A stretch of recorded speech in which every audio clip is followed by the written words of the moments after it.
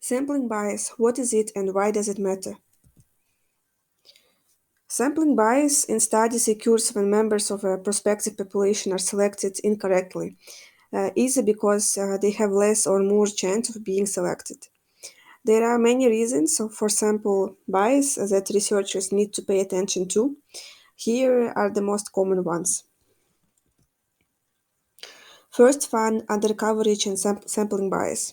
It's one of the biggest causes of sampling bias because researchers' failure to accurately represent the sample. The main reason for this undercoverage is representing the population or collecting responses only from easily available respondents by using convenience sampling.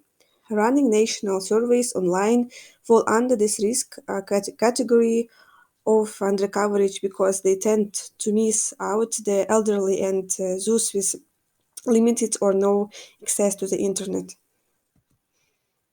Second one, voluntary response bias. Voluntary response bias is also known as self-selection bias, where respondents possessing specific characteristics more willingly take part in the research than others.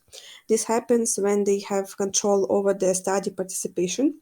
Here, the respondents are not neutral and most tend to lean towards one topic because they identify with it. Self selection causes undesirable outcomes to the study and affects the rationality of the study. Voluntary response bias also occurs due to people's desire to stay away from the topic, even though their opinions matter. Thus, the results of the study represent only people who have strong opinions towards the topic and leave out the rest, overrepresenting the sample. Third one is survivorship bias.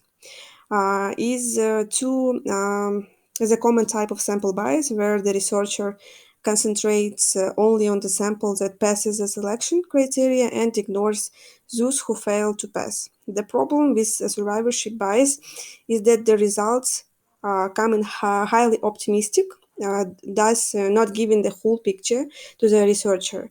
The opinions of the variables that fail to make the criteria are ignored, making the results one sided. A lack of visibility leads to a logical error and skips the end of results. Fourth one is non response bias. Respondents who refuse to take part in studies and drop out of research cause non response bias.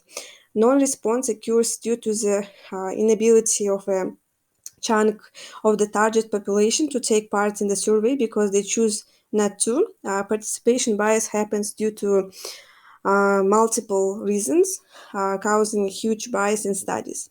Many choose to drop out due to the length of the structure of questions in the study.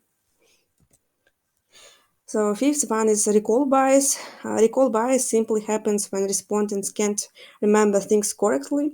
You can't do much to mitigate recall bias, but can only consider it as a common error in data collection.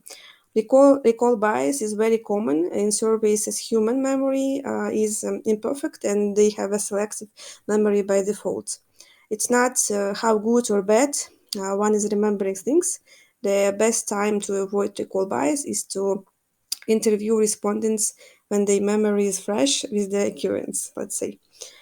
Uh, Last one is observer bias.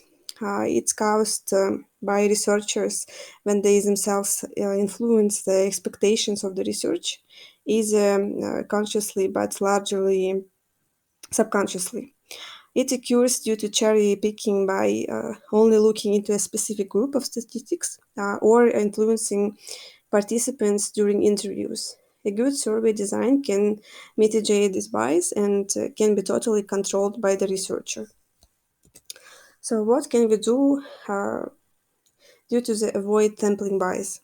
Uh, First of all, we should define population and sampling frame.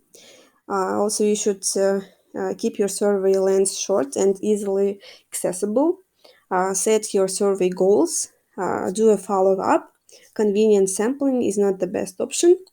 You should keep it in mind and give respondents a chance to participate equally. This is the end of the presentation. Thank you for your attention.